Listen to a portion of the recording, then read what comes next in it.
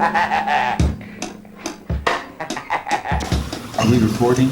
It's recording right now. It's been recording. I was going to divulge some information there. Welcome, Internet. Yeah, so, okay, so I think the topic is, I don't really think it's PTSD. No. I think it's adapting from the military to back to civilian life. There's no program in the military to like take you back to being a civilian, like training regimen wise, mentality wise. So when I got out of the Marine Corps in 2010, I found myself just like sitting in my apartment, and before I was surrounded by like hundreds of my brothers who every day, you know, there's always something to do. There's like, I lived with two other guys, like the barracks life, there's always something to do, and we're always training for something. We were getting ready for our deployments, wherever we need to go and do and train for. So it was constantly nonstop training and working with a bunch of other guys, and then all of a sudden you're just back in your apartment, like by yourself. And at the end of the day, I'd work out 4 or 5 hours a day, and I'd still just be back in my apartment, sitting by myself. And then I got into this mood like, what have I done? It's like, I should have just stayed in the Marine Corps. I'm miserable. I mean, I miss all my friends. I felt like kind of like there wasn't really, like that was it. Like the Marine Corps was the last time I was gonna feel special. Like I was doing something, I was training for something. Kind of like the pride, wearing the uniform, all that stuff. And now I'm just a civilian back in my apartment. And I know a lot of my buddies out there are kind of like, well, I guess this is it. I'm just kind of waiting to die now. I mean, there's nothing really special for me to do anymore. Just go to work every day and come home.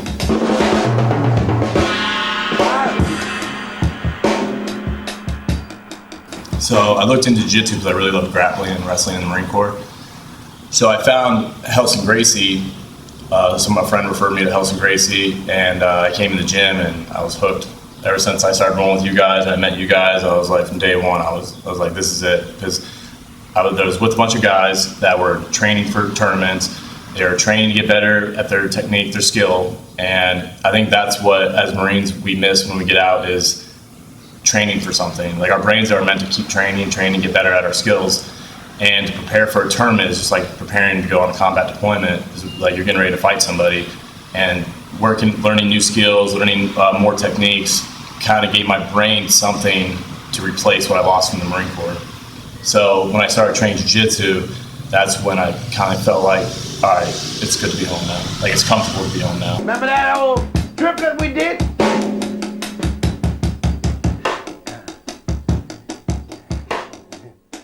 And I think the mentality of guys who get out and they're so, I would say, they just feel like they've lost something. And I just think you have to replace it with something like jiu-jitsu that gives you something to start training for again. I think that's a big mental thing that the military is not preparing for guys for when they get out.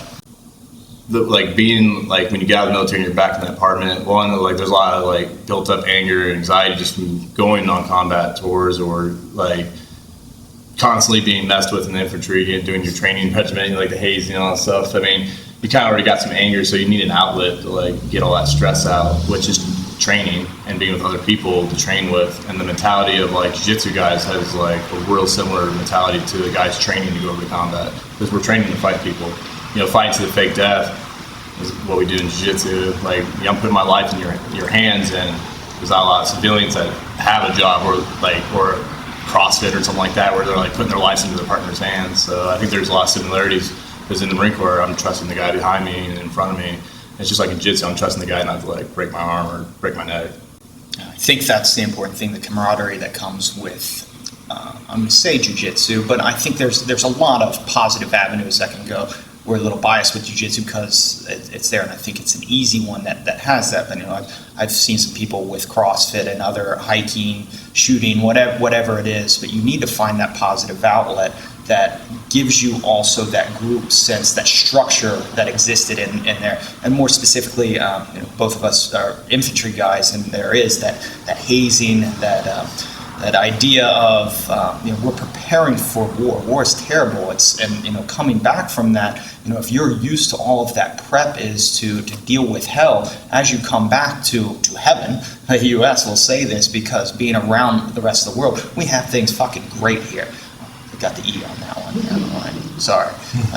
But that's one of the things that, we had got ready for going to a terrible place, and then going to terrible places and seeing terrible things and having some of the scars of that as we come back. We need those physical outlets a lot of times, and that's where things like jiu-jitsu give us that, because not just the one-on-one fake death that we get to fight with, we have the camaraderie of people that are there supporting, pushing you on, and getting you to that to do more than what you thought was capable. Very similar to what we experience within the Corps. I'm sure within the Rangers is Jeff over there, and the rest of the servicemen and women.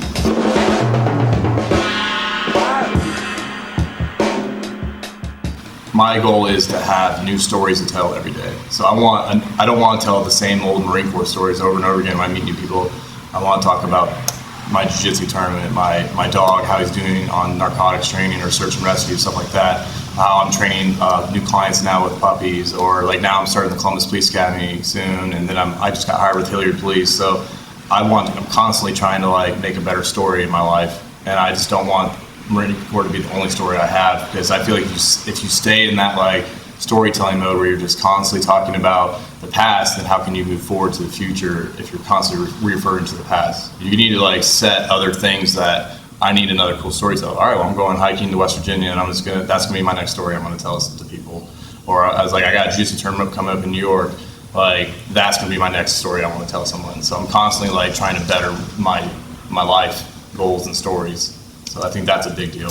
So, because that was something you told me, I remember we had that exact discussion a couple years ago when we talked about doing a video about this, because I think that's that really resonated with me, is that makes an enormous amount of sense. You made the comment, the people that are not focused on making new stories, the problem is a lot of the old stories, some of them are funny and they're interesting and stuff, but some of them are also not funny, and so you're going to be depressed, and it's going to keep a depression going on, keep it. So that finding the next thing, and But so my question for you is so what is the action step? How you guys both seem to be. There's personality issues as well with this, and there's other issues of is somebody dealing with pain where they're now addicted to something as a result of that, and they're dealing with that in their lives or whatever. But how do you to generalize to have it be useful for other people? What do you do? What's the first step? What's the thing that you can? I think the first step is to realizing that when you're with the other friends or meet new people, what's the first thing you talk about?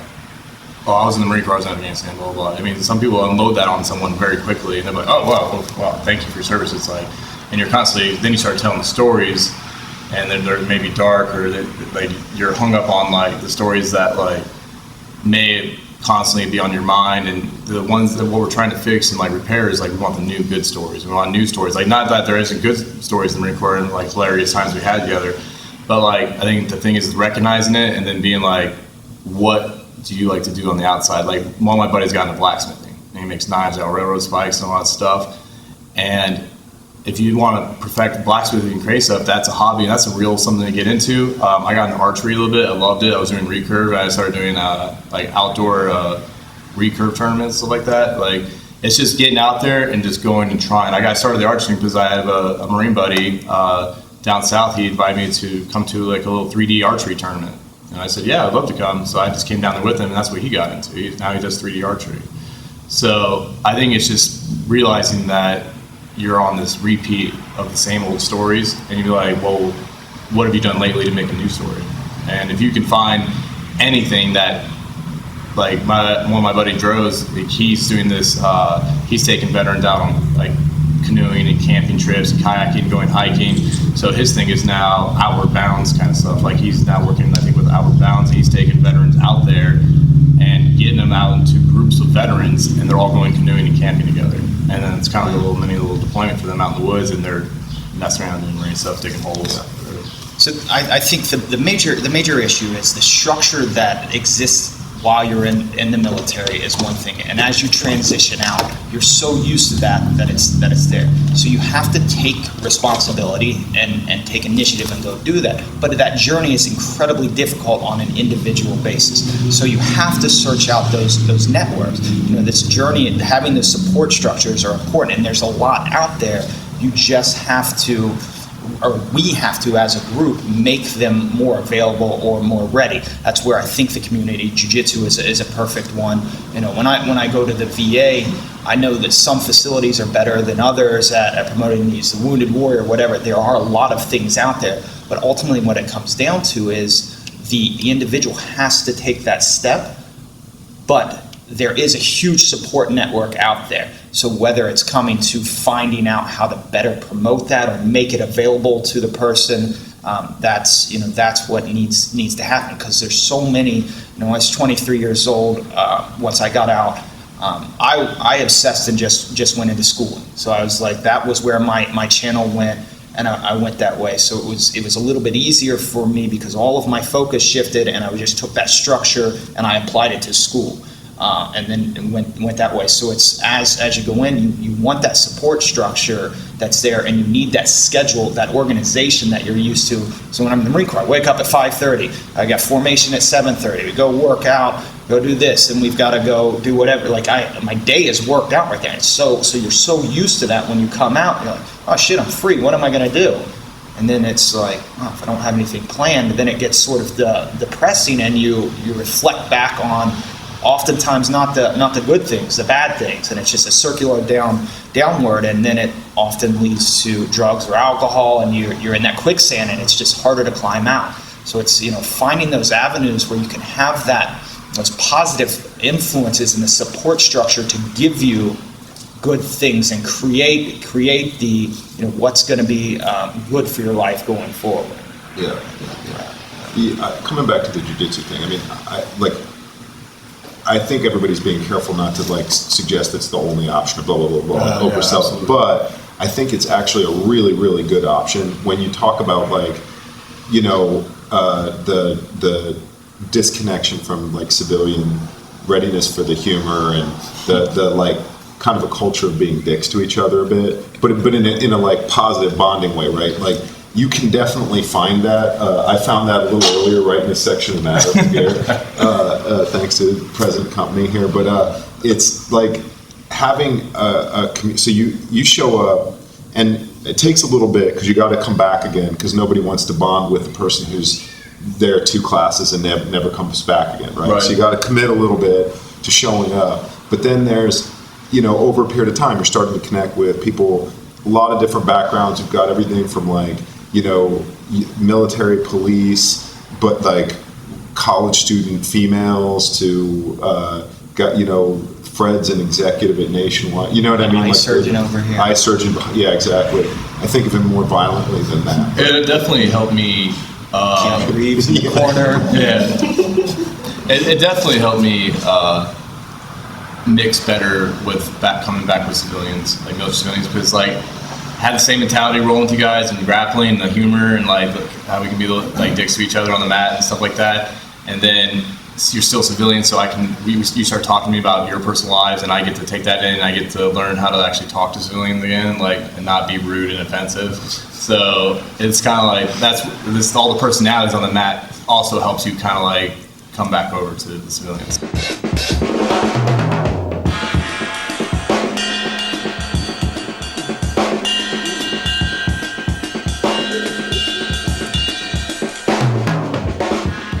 So flipping this around for a minute, from the civilian side, because what you said earlier I think is pretty important. So I never served, so I'm coming from the civilian perspective. And thinking about it, what you said about office environments or other environments where it just is hard to engage them, because it's sort of what you have to do, and the mindsets and what you evolve to become when you're spending a lot of time preparing to go fight and kill people potentially, right, is different by as different. I program computers. You know what I mean? It's just a completely different. Things I care about in my day, things I find hard, are not the same level, or it's a different thing. If I were to unload on you stories or something like that, the incident of people that haven't been through that is they want to be so respectful and they want to be so humble, and they just want you to let you know that they care, but most people are just quiet because they don't want to say anything to they may not have to know how to form an opinion towards what you just told them, so they're kind of just sitting there all just trying to be humble and gracious, like thank you for everything. But it's kind of hard to come up with words to say to a veteran when he's like telling you a bunch of stuff. So it's just like, what would be a positive reaction from your perspective? I think just like for civilians, just keep doing what you're doing, just being like humble, gracious. I mean, I think it's on the veteran that he's got to realize that he needs to get involved with like other activities, and he needs to be aware that he can't let the Marine Corps be his last story that he's going to tell. He's got to realize that there's so much more awesome things now that he's out. He's like, because now he got an awesome training and character and ethics and core values. Now your life's just beginning. Like now you're in shape. You've had experiences. You've matured. It's like your life is just now beginning. You need to go find things that are going to make you happy and motivate you, and like you just got the base to complete anything you want. Like, don't let the Marine Corps be the last story. I mean, don't let the military be your last story to tell of greatness. Like, now it's just beginning. You need to go find something else. Like, you need to have a new story to tell every day, or every month or week, whatever. I do it every day because I'm awesome.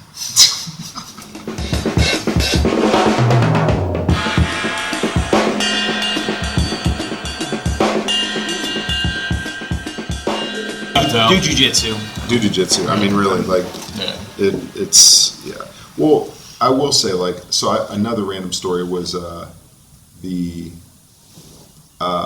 when I was doing the boxing gym, so before I started doing the jiu-jitsu stuff, so I was depressed as well, right? So it was divorce related and business failing and all this stuff. So different thing, but it's depression, And so the thing, and I talked to a lot of people while I was doing that you cross paths with, and from a dude whose mother had randomly died, that like I was in on a Saturday afternoon, nobody else was there, and there's this younger kid there, and he just wanted to spar and wasn't talking about anything, and then so we just did this rounds of this, and then eventually like my mom died this morning, I just like needed to go do something, and like and there's another dude, there was a guy who was, I think he was a Marine who had done morgue duty in Afghanistan, I think, for whatever. He'd just gotten back from doing that. And again, like he couldn't talk about it, like he wasn't in a talking state of mind. Mm-hmm. But when you come to those places, like punching something or, doing this where you can just get completely exhausted. So no matter what's going on in your head, whatever you're feeling about that stuff and running through in your mind, if you can't sleep or whatever, but you come in and do this stuff, and that all just goes away because people are doing horrible things to you. Like you're in, you can't deal with that stuff because you're so in the moment of just doing this. When I'm on the mat, like say something, I'm hung up on stuff, or like I had a bad day at work, my boss sucks, whatever, or just whatever's bothering me from my past, and I come in the mat. I don't want time to think about that stuff because I'm trying to block BJ from choking me. I was only thinking about training, stopping the technique, or doing my technique with somebody else. And for that hour or two, I have not thought about my problems. And I think your brain needs that. It needs a release. And think about in contrast, like if you go run on the treadmill or go run on the street or whatever, you can think about stuff while you're doing that. But if I'm fighting somebody and I'm trying to stop a technique or a move, my brain is not thinking about anything else but jiu-jitsu. And I think for my brain, that's like the key to like relieving all that like emotional stress. Without like, it's like therapy, but if you can't go talk to somebody, you could just come do this and talk to. I've talked to guys on the mat. Things that bother me. I know the jiu-jitsu guys. I'll hit them up. I'll be sitting against the wall between rounds, and I'll tell them what's bothering me. And then like, there's a lot of good insight on the mat. Like there's military guys here, and there's also civilian guys. I get two different opinions that one might help me more than the other. But I know I've vented a lot of guys here or at the bar. We go get drinks, something like that. I've vented to people on the mat over stupid stuff, girl problems, stuff like that. I've talked to guys, and then I go roll. So We're gonna have a little fun with this to let you know that they all work together when you put them together. And as long as you groove.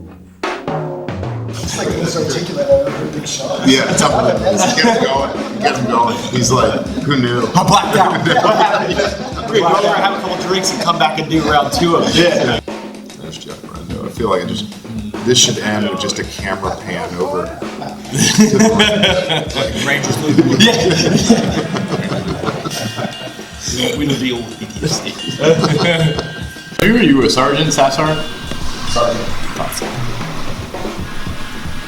And you were a sergeant?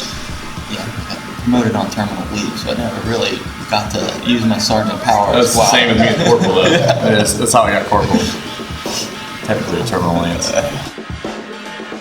And it was all men, because Harvard was all men at that time. They'd measure like how far their scrotums hung.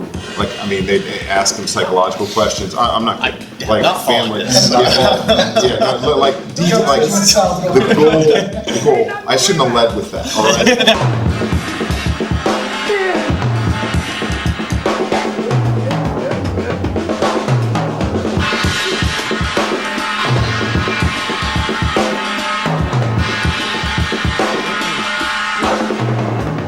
Oh! Yeah! I like that.